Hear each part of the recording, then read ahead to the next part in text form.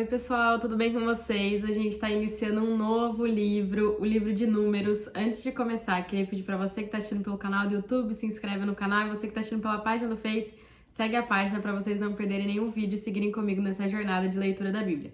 Gente, hoje nós vamos começar o capítulo 1 do livro de Números, esse livro que recebeu esse nome através da Septuaginta, que é a tradução do Velho Testamento do hebraico para o grego, devido ao censo, que registra que o povo foi contado no capítulo 1, que a gente vai ler hoje, e no capítulo 26. O nome em hebraico é Bemidbar, que significa no deserto. Se a gente for ver, esse nome é muito mais correto do que o nome que a gente utiliza, porque ele descreve a natureza do livro, ele vai nos relatar as situações em que o povo estava no deserto indo em direção à terra prometida, Vai falar sobre esses 40 anos que o povo peregrinou no deserto. Então, a gente vai ver um pouco sobre as experiências do povo sob o governo de Deus. Então, quando eles obedeciam a Deus, eles desfrutavam de bênção, mas quando eles desobedeciam, isso trazia juízo e condenação. Gente, ao longo da leitura, a gente vai ver que apesar de tantas manifestações de Deus, do seu poder, a incredulidade do povo fez com que demorasse para eles alcançarem as bênçãos e as promessas de Deus. Então foi muito mais fácil tirar eles do Egito do que tirar o Egito de dentro deles, do que tirar a mentalidade de escravos que eles tinham. Uma coisa que eu quero ressaltar aqui, que eu quero que fique muito claro, é que a revelação divina, ela é progressiva. Então, conforme a gente vai lendo os livros da Bíblia, a gente vai avançando na revelação, porque apesar de a gente já ter estudado, a gente já ter tirado muitos ensinos dos 3 primeiros livros que a gente leu, a revelação ainda ela não foi dada por inteiro. Isso vai acontecendo aos poucos. Amém? A gente sabe que o Pentateuco, os 5 primeiros livros, eles foram escritos por Moisés. Com isso, a gente entende que um livro complementa o outro. Então, o livro de Números é a continuação do livro de Levítico, assim como o livro de Êxodo é a continuação do livro de Gênesis e assim por diante. E a gente consegue ver claramente isso, que na Torá, na lei, que só é composta por esses 5 primeiros livros, esse livro começa: "E falou o Eterno a Moisés no deserto do Sinai". Esse "e" dá uma ideia de continuação. Amém? O esquema geral desse livro é que os israelitas que haviam sido redimidos, que haviam sido tirados do Egito, pela mão poderosa de Deus, depois de construírem o tabernáculo, de receberem a lei, de receberem a revelação de quem eles eram e de quem Deus é, de se santificarem, eles estavam prontos para serem o exército de Deus e avançarem de acordo com as orientações de Deus. Esse é o panorama geral do livro, mas qual é o pensamento central desse livro? A gente sabe que tudo na Bíblia são tipos, tipologias, O Velho Testamento ele aponta para as coisas que haveriam de vir, ele apontam e se cumprem em Cristo. Então, nesse livro, Cristo ele é apresentado como aquele que dá sentido à vida do povo de Deus. Então, durante os 40 anos que os israelitas permaneceram no deserto, eles não fizeram nada, eles não plantaram, eles não colheram, então eles ficavam ali dia após dia, no tabernáculo. Esse era o propósito da vida deles, Eles estavam ocupados com isso. A arca do testemunho, era o centro do tabernáculo e dentro dela continha a lei, as 2 tábuas do testemunho, e isso dava sentido à vida deles, E a gente sabe que essa arca tipifica Cristo. Então, a lei sempre dá testemunho do legislador. A lei sempre vai revelar aquele que fez a lei. De acordo com esse princípio, a lei de Deus é um testemunho do que Deus é. Então, descreve para nós o tipo de Deus que ele é. Então, a lei nos diz que Deus é amor, Deus é luz, Deus é santo, Deus é justo. E a lei, como esse retrato do que Deus é, tipifica Cristo como a corporificação de Deus em todos os seus atributos divinos. Então, em Cristo, nós vemos que Deus é amor, que Deus é luz, que Deus é santo, que Deus é justo. Então, o fato, de Cristo ser a personificação de Deus significa que ele é o retrato de Deus, ele é o testemunho do que Deus é. Então, Cristo dá o testemunho de Deus para nos mostrar que tipo de Deus ele é. Então, o povo de Deus não deve aceitar Cristo somente como aquele que dá sentido à vida deles, mas também a gente deve levar uma vida que testifica Cristo, uma vida que dá testemunho do que Cristo é e de quem nós somos nele. A gente vai conseguir compreender também, nesse livro de Números, que o tabernáculo, tipificando Cristo, é o centro do povo de Deus. Então, a gente vai ver isso na maneira em que os filhos de Israel se acampavam ao redor do tabernáculo, Então, 3 tribos em cada lado do tabernáculo. Então, os filhos de Israel tomaram Cristo em tipologia dessas coisas como aquele que dá sentido à vida, como testemunho e como o centro. Isso nos mostra que hoje a igreja, nós devemos tomar Cristo como aquele que dá sentido às nossas vidas, como o nosso testemunho e também como o nosso centro. No Novo Testamento nós temos a revelação de Cristo em todos esses aspectos, mas não tão detalhadamente como a gente vê aqui no Velho Testamento. Então isso nos mostra que cada parte da Escritura completa a outra. Se a gente tivesse apenas uma dessas partes, a gente não conseguiria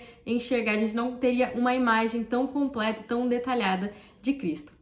Amém? Então, gente, a gente tá falando um pouco aqui que o livro de Números, ele revela Cristo como aquele que dá sentido à vida, o nosso testemunho, o nosso centro, né? Aquele que se move, que age e que avança. Então, à medida que a gente avança, ele é o nosso líder, ele é o nosso caminho, ele é o nosso objetivo. Então, hoje a gente toma Cristo como nosso líder, né? Como o nosso cabeça, e a gente segue a ele. Ele nos guia em seu caminho, né? Ele é o caminho que a gente deve estar seguindo em direção ao objetivo que é ele também.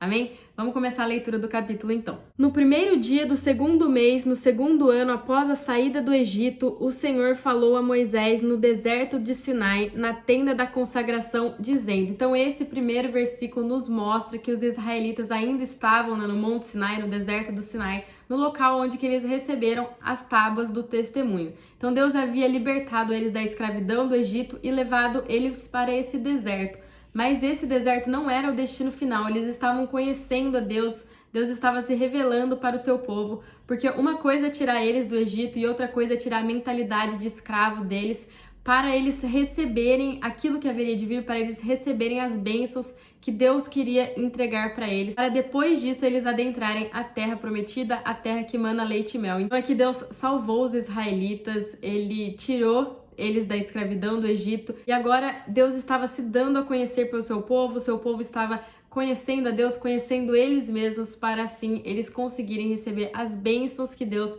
havia prometido para eles. Fazei um recenseamento de toda a congregação dos filhos de Israel, segundo seus clãs e suas famílias, contando todos os homens, um a um pelo nome, todos os maiores de 20 anos, capazes de sair à guerra em Israel. A estes tu e Arão contareis segundo os seus exércitos. Então o propósito do centro era como se fosse um alistamento militar, onde o requisito da contagem era ter mais de 20 anos, ser homem e estar apto para a guerra.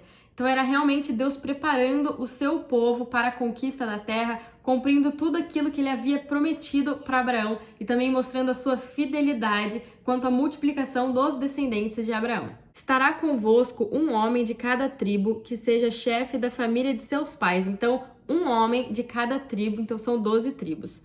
São estes os nomes dos homens que estarão convosco. De Ruben, Elisur, filho de Sedeur, de Simeão, Selumiel, filho de Zurissadai, de Judá, Naasson, filho de Animadab, de Isacar, Natanael, filho de Zuar, de Zebulon, Eliabe, filho de Elon, dos filhos de Judá, de Efraim, Elisama, filho de Amiúde, de Manassés, Gamaliel, filho de Bedazur, de Benjamim, Abidá, filho de Gideone, de Dan, Aiezer, filho de Amissadai, de Aser, Pagiel, filho de Ocrã, de Gade, Aliasaf, filho de Deuel, de Naphtali, Aira, filho de Enã. Estes foram os chamados da congregação, os líderes das tribos de seus pais, os clãs dos chefes de Israel. Então, estaria com Moisés e Arão um homem de cada uma das 12 tribos para ajudarem a realizar essa grande tarefa de contabilizar toda essa nação e ainda verificar, né, se as pessoas que estavam sendo contadas se enquadravam nos requisitos do censo. Então Moisés e Arão tomaram estes homens que foram declarados pelos seus nomes e ajuntaram toda a congregação no primeiro dia do segundo mês. Declararam a descendência deles segundo seus clãs e conforme suas famílias, e todos os homens de 20 anos para cima foram relacionados por nome, um por um, como o Senhor ordenara a Moisés, e assim ele os contou no deserto de Sinai. Então os homens que haviam sido convocados, né, escolhidos dentre das tribos, eram chefes, eles ocupavam a liderança, e aqui a palavra nos diz que eles fizeram tudo conforme o Senhor havia ordenado. Então eles foram obedientes em tudo aquilo o que o Senhor havia dito que eles deveriam fazer para contabilizar todo esse povo. Dos filhos de Ruben, o primogênito de Israel, conforme seus clãs e suas famílias, foram relacionados, um por um, os nomes de todos os homens de 20 anos para cima, todos os aptos para a guerra. Foram contados deles, da tribo de Ruben, 46.500. Dos filhos de Simeão, conforme seus clãs e suas famílias, foram relacionados um por um os nomes de todos os homens de 20 anos para cima, todos os aptos para a guerra. Foram contados deles, da tribo de Simeão, 59.300. Dos filhos de Gade, conforme seus clãs e suas famílias, foram relacionados os nomes de todos os homens de 20 anos para cima, todos os aptos para a guerra. Foram contados deles, da tribo de Gade, 45.650. Dos filhos de Judá, conforme seus clãs e suas famílias, foram relacionados os nomes de todos os homens de 20 anos para cima, todos os aptos para a guerra. Foram contados deles, da tribo de Judá, 74.600. Dos filhos de Isacar, conforme seus clãs e suas famílias, foram relacionados os nomes de todos os homens de 20 anos para cima, todos os aptos para a guerra. Foram contados deles, da tribo de Isacar, 54.400. Dos filhos de Zebulon, conforme seus clãs e suas famílias, foram relacionados os nomes de todos os homens de 20 anos para cima, todos os aptos para a guerra. Foram contados deles, da tribo de Zebulon, 57.400. Dos filhos de José, dos filhos de Efraim, filho de José, conforme seus clãs e suas famílias, foram relacionados os nomes de todos os homens de 20 anos para cima, todos os aptos para a guerra. Foram contados deles, da tribo de Efraim, 40.500. Dos filhos de Manassés, conforme seus clãs e suas famílias, foram relacionados os nomes de todos os homens de 20 anos para cima, todos aptos para a guerra. Foram contados deles, da tribo de Manassés, 32.200. Dos filhos de Benjamim, conforme seus clãs e suas famílias, foram relacionados os nomes de todos os homens de 20 anos para cima, todos aptos para a guerra. Foram contados dele, da tribo de Benjamim, 35.400. Dos filhos de Dan, conforme seus clãs e suas famílias, foram relacionados os nomes de todos os homens de 20 anos para cima, todos os aptos para a guerra. Foram contados deles, da tribo de Dan, 62.700. Dos filhos de Aser, conforme seus clãs e suas famílias, foram relacionados os nomes de todos os homens de 20 anos para cima, todos os aptos para a guerra. Foram contados dele, da tribo de Aser, 41.500. Dos filhos de Naphtali, conforme seus clãs e suas famílias, foram relacionados os nomes de todos os homens de 20 anos para cima, todos os aptos para a guerra. Foram contados dele, da tribo de Naphtali, 53.400. Gente, aqui dentro desses versículos a gente encontra uma sequência, a gente viu que sempre eles estavam falando a mesma coisa, né, para mostrar a quantidade de pessoas contada de cada tribo. Então, primeiro cita o nome da tribo, depois as particularidades de sua família, em seguida a estipulação de que os homens contados, eles eram fisicamente capazes, eles eram aptos para a guerra, eles tinham de 20 anos para cima. Depois fala o nome da tribo de novo e finaliza o número contabilizado dessa tribo, desse clã. Amém? Somente no versículo 32 e no versículo 35 que esse padrão ele é quebrado, porque ele explica a questão de Efraim e de Manassés, que são os filhos de José, fazendo a gente relembrar que José teve sua partilha em dobro. Então, os dois filhos dele receberiam dotes iguais aos dos tios na relação da posse das terras. Amém? Estes foram os homens contados por Moisés, Arão e os cabeças de Israel, 12 homens, um de cada uma das famílias. Assim, o total de todos os contados dos filhos de Israel, segundo suas famílias, de 20 anos para cima, todos os aptos para a guerra em Israel, foi de 603.550. Então, o número total de homens com mais de 20 anos aptos para a guerra era de 603.550. Ao todo, contando mulheres, crianças, idosos, aqueles que eram incapazes, doentes, que não foram contabilizados aqui nesse centro, equivalia entre 2 milhões a 5 milhões de pessoas. Amém, gente? Imagina esse povo no deserto.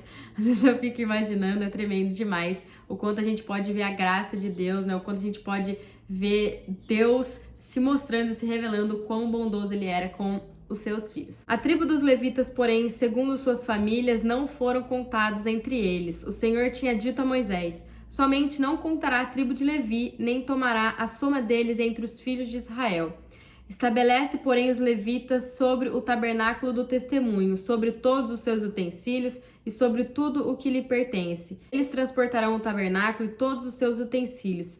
Eles o administrarão e se acamparão ao redor dele. Então aqui nos mostra que a tribo de Levi ela não foi contabilizada no censo, porque Deus havia separado ela para servir ao tabernáculo. Essa tribo era sagrada e pertencia somente a Deus. Então quando o tabernáculo parava, os levitas eles acampavam ao redor de todo o tabernáculo, evitando que as outras tribos tocassem o tabernáculo. E depois que era organizado as outras tribos ao redor do tabernáculo.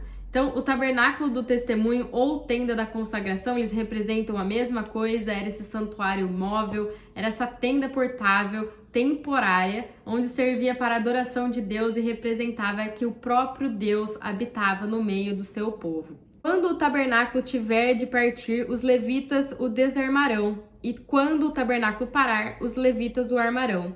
O estranho que se aproximar dele será morto. Os filhos de Israel se acamparão cada um no seu esquadrão junto à sua bandeira, segundo os seus exércitos. Os levitas, porém, se acamparão ao redor do tabernáculo do testemunho, para que não haja indignação sobre a congregação dos filhos de Israel. Os levitas terão o cuidado da guarda do tabernáculo do testemunho. A palavra estranho aqui não significa que era uma pessoa não israelita, um estrangeiro, mas aquele que não pertencia à tribo de Levi, porque o tabernáculo ele era santo, ele era sagrado, ele representava a presença de Deus no meio do povo, e somente aqueles que estavam separados, somente a tribo de Levi poderia se aproximar, porque eles eram consagrados a Deus. Então a presença de Deus ela acarretava bênção ou juízo ao acampamento. Eles eram abençoados quando eles tinham temor a Deus, quando eles tinham respeito a Deus e as suas leis, mas eles eram penalizados, eles eram disciplinados quando eles não honravam a presença divina no meio deles. Assim fizeram os filhos de Israel, de acordo com tudo o que o Senhor ordenara a Moisés. Então o capítulo se encerra revelando a obediência por parte dos israelitas em terem o cuidado de fazerem tudo conforme o Senhor havia ordenado para eles. Gente, nós sabemos que o Velho Testamento são sombra das coisas que haveriam de vir, então tudo aqui representa algo, é um tipo das coisas e tudo se cumpre em Cristo. Então, aqui também, neste livro, nesse capítulo, a gente vai encontrar vários tipos. Sempre lembrando que tudo isso realmente aconteceu com os israelitas, mas tudo isso apontava para algo maior que estava para acontecer. Então, a lei foi um aio, foi um condutor para uma melhor aliança. Então, para eles, tudo isso aqui era real. Eles estavam sendo contados para se posicionarem e enfrentarem, guerrearem com seus inimigos para conquistarem a terra prometida. Mas para nós, que temos essa revelação completa, que temos a revelação de que Cristo, ele veio, de que tudo se cumpriu nele, que tudo apontava para ele, a gente pode tirar ensinos tremendos desse capítulo. Então, nesse capítulo, a gente consegue ver a encarnação do Deus triuno, onde se tornou um homem, viveu e habitou entre os homens até a consumação, até a nova Jerusalém. Mas tudo isso não é fácil, de enxergar, porque não está claramente dito aqui pra gente, não está especificado aqui. Mas se a gente quiser realmente entender e compreender esse olhar, essa revelação de Deus, a gente deve olhar a questão do tabernáculo e da arca do testemunho. Então, dentro do tabernáculo, que era o centro daquele acampamento, estava a arca, e dentro da arca continha as leis, que é o testemunho de Deus. Então, a lei revela e testifica quem Deus realmente é. À medida que a gente for lendo esse livro, a gente vai perceber que o tabernáculo, onde era a habitação de Deus, ficava no meio do povo e as tribos eram distribuídas ao redor do tabernáculo. Então, o centro do arraial era Deus. Mas a gente não vê simplesmente Deus, nós vemos Deus em uma arca feita de madeira de acácia, coberta com ouro. Então é uma arca, um objeto composto por dois elementos, madeira e ouro, que tipificam Cristo em sua humanidade e sua divindade. Então o tabernáculo foi construído com 48 tábuas. Primeiro, o número 48 é composto de 6 vezes 8, que representa o homem, o número 6, em ressurreição, o número 8. Em segundo lugar, o número 48 é composto de 12 vezes 4, que representa o Deus triuno, implícito no número 12, que é o resultado de 3 vezes 4, e 4, sua criatura. Portanto, tudo isso aqui nos mostra que o Deus triuno, ele se encarnou para ser um homem e que viveu no meio dos homens.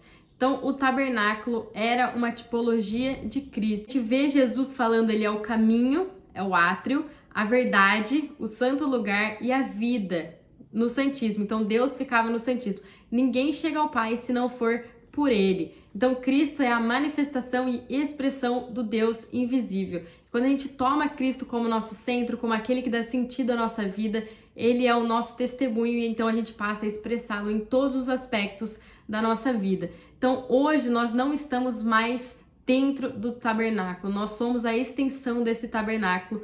Cristo como o cabeça desse homem corporativo, né, dessa morada de Deus, e nós como corpo de Cristo somos morada de Deus aqui na terra, onde a gente passa a ser seus braços e suas pernas aqui, onde através de nós Cristo se movimenta. Outra coisa muito interessante aqui é que a gente vê as 12 tribos de Israel acampadas ao redor do tabernáculo, uma imagem clara da Nova Jerusalém, onde ela tem 12 portões, 3 de cada lado, com os nomes das 12 tribos de Israel inscritos neles. A gente consegue ver isso lá em Apocalipse 21, versículo 12 e versículo 13. Então a gente vai ver que as tribos acampavam, né, usando esse mesmo esquema. Em cada lado do tabernáculo ficava 3 tribos. Então, dentro de tudo isso aqui que eu falei, a gente consegue ter uma imagem do Novo Testamento, desde a encarnação de Jesus até a Nova Jerusalém. Um resumo da história que começou na manifestação de Cristo e alcançará sua consumação na Nova Jerusalém. Vamos voltar um pouquinho aqui para o capítulo. A contagem ela foi feita de acordo com a idade,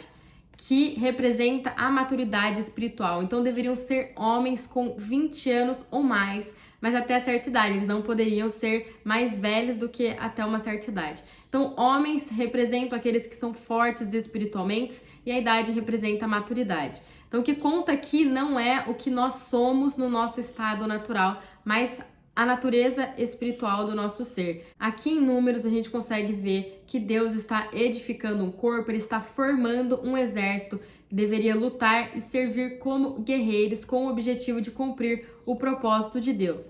E os israelitas, eles formam uma imagem clara, eles tipificam a igreja. No livro de Efésios, um livro que fala sobre a igreja, revela que a igreja é um guerreiro corporativo lutando pelo testemunho de Deus. Aqui em Efésios 6, do versículo 10 ao versículo 18, a gente vai conseguir ter uma imagem clara disso que eu estou falando. Diz assim: No demais, irmãos meus, fortalecei-vos no Senhor e na força do seu poder. Revesti-vos de toda a armadura de Deus para que possais estar firmes contra as astutas ciladas do diabo. Pois não temos de lutar contra a carne e o sangue, e sim contra os principados, contra as potestades, contra os poderes deste mundo tenebroso, contra as forças espirituais da maldade nas regiões celestiais. Portanto, tomai toda a armadura de Deus para que possais resistir no dia mau e, havendo feito tudo, ficar firmes.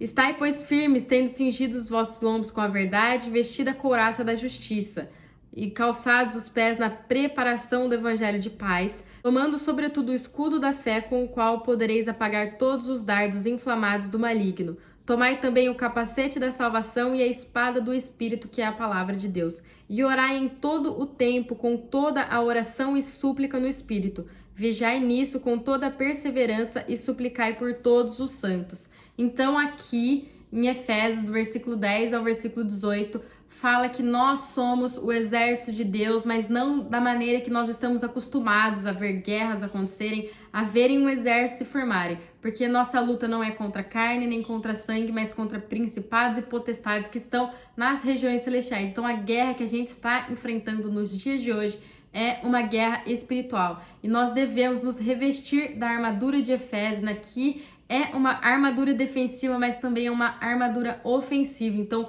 onde a gente ataca através da espada do Espírito, que é a palavra de Deus. Quando saímos e pregamos o evangelho, a gente está atacando nessa guerra, a gente está fortalecendo as pessoas à nossa volta, porque a gente tem o exemplo de Cristo, que ele venceu o diabo. Quando ele passou 40 dias lá no deserto orando, Cristo venceu o diabo através da palavra. Então a gente tem que estar firme na palavra, a palavra tem que estar na nossa boca. E a gente também ataca nessa guerra através da oração. Então quando a gente nos posiciona e a gente intercede pelas pessoas. Amém? É assim que a gente luta, através do evangelho e através da oração.